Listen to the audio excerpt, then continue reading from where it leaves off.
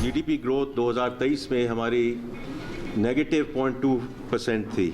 ये अल्हम्दुलिल्लाह 2024 में 2.5%, that's where we concluded the last fiscal year, और इस साल 2.7% ग्रोथ फॉर 2025। तो ये ग्रेजुअल रिकवरी है। From my perspective is the right way to go about it in terms of focus on sustainable growth.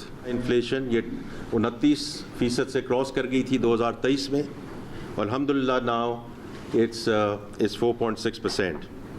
So I think we have moved in the right direction. IMF programme का मकसद macro economic इस्तेहकाम था, उससे एतमाद बहाल हुआ। दुरुस्त सिमत में जा रहे हैं, अब GDP के इस्तेहकाम की तरफ बढ़ना है। वफाकी वज़ीर ख़जाना मोहम्मद औरंगज़ेब ने कौमी इक़्तिसादी सर्वे 2024-25 पेश कर दिया। कहा रवा माली साल GDP ग्रोथ 2.7% रही। पाकिस्तान की अफरात ज़र 4.6% है। पॉलिसी रेट 22% से कम होकर 11% पर आ गया। FBR की कारकर्दगी बेहतर करने के लिए इस्लाहात की हैं। रवा माली साल इनफरादी फाइलर्स की तादाद दुगनी हो गई। बिजली की तकसीम कार कंपनीज़ की गवर्नेंस में बेहतरी आई है। मशीनरी रिपोर्ट 16.5% इजाफा हुआ है, जिसमें मईशत के लिए अच्छी खबर है। हुकूमत प्राइवेट सेक्टर से आइंदा अपनी शराइत पर कर्ज लेगी। भारतीय एग्जीक्यूटिव डायरेक्टर के बाइस पाकिस्तान को IMF की हालिया केस में मुश्किल का सामना था। आलमी मालियाती इदारे पाकिस्तान के साथ हैं, मकामी वसाइल का फ़रोग़ तरजीहात है।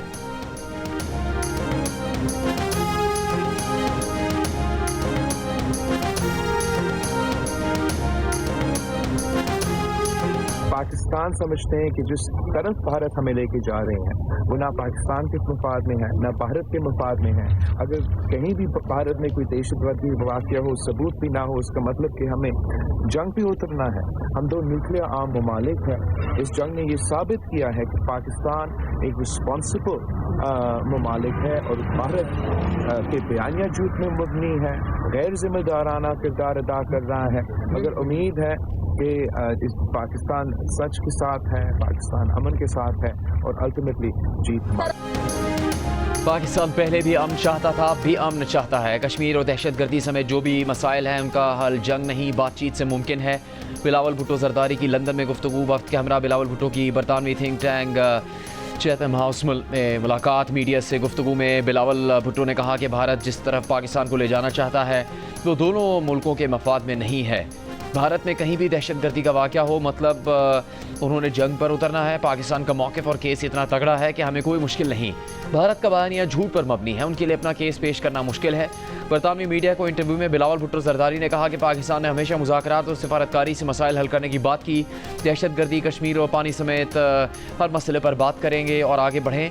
सदर ट्रंप सीज़ फायर पर क्रेडिट के मुस्तहिक हैं। सदर ट्रंप और वज़ीर ख़ारजा मार्को रूबियो पाकिस्तान और भारत के साथ राबिते में थे। नहीं मालूम भारत को सच मानने में क्या मुश्किलात हैं।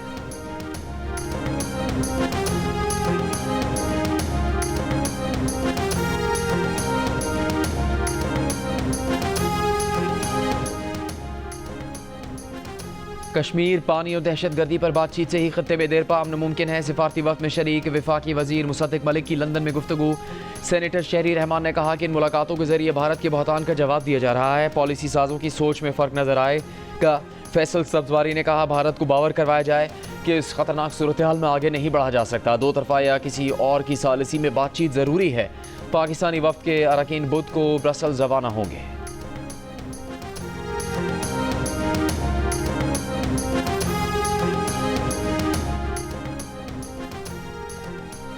पाकिस्तान का चीन से J-35 स्टेल्थ, J-500 तैयारों और HQ-19 मिसाइल निज़ाम की ख़रीदारी का ऐलान। चीनी दिफाई कंपनियों के शेयर्स में ज़बरदस्त इजाफा।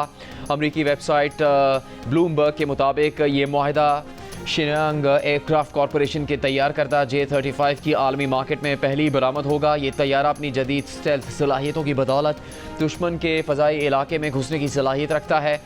J-500 तैयारा अपने कॉम्पैक्ट साइज़ की वजह से पाकिस्तान की फ़ज़ाई निगरानी की सलाहियतों को न सिर्फ मजबूत करेगा बल्कि इलाकाई झड़पों में ज़्यादा लचक भी फराहम करेगा। इसी तरह HQ-19 मिसाइल दिफाई निज़ाम पाकिस्तान की बैलिस्टिक मिसाइलों से दिफा की सलाहियतों को नुमाया तौर पर बेहतर बनाएगा। चीनी वजारत दिफा का इस ऐलान पर तबसरे से गुरेज। इंडोनेशिया का चीन के J-10 लड़ाका तैयारों की पेशकश पर गौर। वज़ीर ख़जाना के मुशीर खुर्रम शहजाद कहते हैं कि 3 साल में दुनिया भर में ग्रोथ नीचे गई लेकिन पाकिस्तान में ग्रोथ बढ़ी। हमारे पास महंगाई में कमी आई जबकि कई ममालिक में महंगाई की जू की तू है।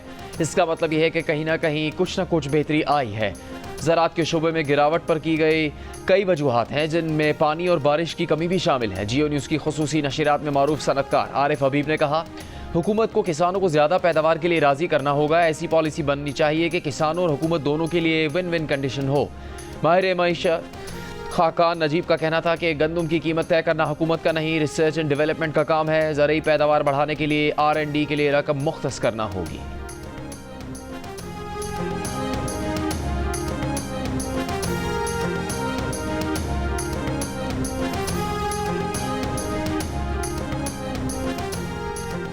सदर Lahore chamber of commerce Abuzar शाद ने कहा कि हुकूमत खुद कारोबार ना करे, सनतों को अपना काम करने दे। मईशत की पॉलिसीज़ बनाना मुआशी माहिरीन का काम है, ब्यूरोक्रेसी का नहीं। माहिर टैक्स अमूर अशफाक तोला ने कहा कि बजट में कोई बड़ा इकदाम नहीं होगा। हुकूमत की इकनॉमिक टीम चाह रही है कि इम्पोर्ट खोल दी जाए।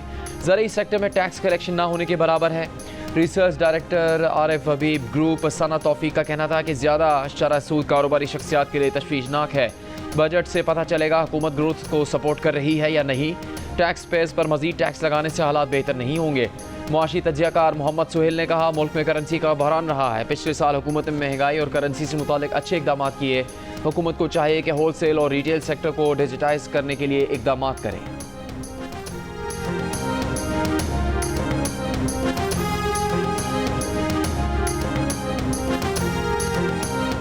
साबिक निगरान वज़ीर ख़जाना गौहर एजाज ने मुल्क में इक़्तिसादी इस्तेहकाम और बरामदात की तरक्की का रोड मैप पेश कर दिया। सोशल मीडिया पर जारी 9 निकाती रोड मैप में गौहर एजाज ने कहा, सनतकारी अव्वलीन तरजीह है और 5 साला मुस्तकिल सनती और बरामदी पॉलिसी भी ज़रूरी है। शरह सूद 6% और सनत के लिए तवानाई के नर्ख 9 सेंट फ़ी यूनिट होना अहम है। तनख्वाहदार अफराद के लिए ज़्यादा से ज़्यादा टैक्स की शरह 20% तक होनी चाहिए। सिर्फ 10 अरब रुपये से ज़्यादा मुनाफा कमाने वाली कॉरपोरेशंस पर सुपर टैक्स लगाया जाए। साबिक विफाकी वज़ीर ने कहा कि टैक्स फाइलर, प्रॉपर्टी ख़रीदारों और विदहोल्डिंग टैक्स वापस लिए जाना चाहिए। ज़राअत को जदीद बनाना, पैदावारी सलाहियत को पैमाना बनाना और इसे यकीनी बनाना होगा।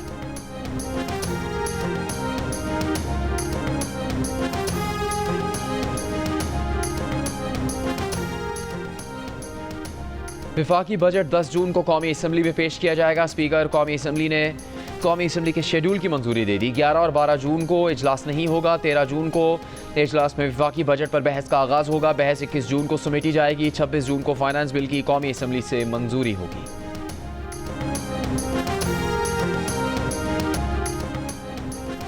महंगाई मार गई। बिजली, गैस, पेट्रोल की कीमतों ने कमर तोड़ दी। शहरी बजट से खौफजदा, किसी को बजट से उम्मीद, कोई नाउमीदी का शिकार, किसी के शिकवे शिकायतें। बजट को लफ्ज़ों का गोरख धंधा कह डाला। आवाम कहते हैं हुकूमत ने जैसे मोदी को हराया ऐसे महंगाई को मार भगाए।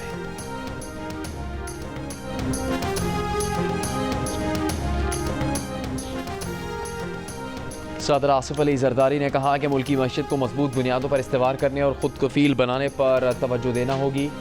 मुल्क की तरक्की और खुशहाली के लिए मिलकर काम करने की ज़रूरत है। ज़राअत मईशत की बुनियाद है। किसानों को सपोर्ट करने मुल्क की मईशत को तरक्की दे सकते हैं। सदर जरदारी की पीपल्स पार्टी के रहनुमा और वर्कर्स से मुलाकात में गुफ्तगू। भारत के शिद्दत पसंदाना हिंदुत्व नज़रिए से पूरे खत्ते के लिए ख़तरा है। कहा, भारत में अक़लियतों ख़ुसूसन मुसलमानों और ईसाइयों को तासुब और जुल्म का सामना है।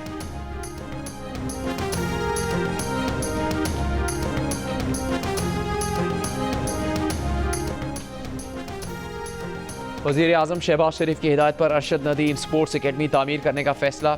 बजट में स्पोर्ट्स अकेडमी के लिए फ़ंड्स मुख्तस करने की तजवीज़। Academy Pakistan sports complex Islamabad में तामीर की जाएगी। जियो न्यूज़ को हासिल दस्तावेज़ के मुताबिक मनसूबे की मजमूई लागत का तखमीना 2 अरब 85 करोड़ 26 लाख रुपये है। हाई परफॉर्मेंस स्पोर्ट्स अकेडमी के लिए 30 करोड़ रुपये रखने की तजवीज़ है।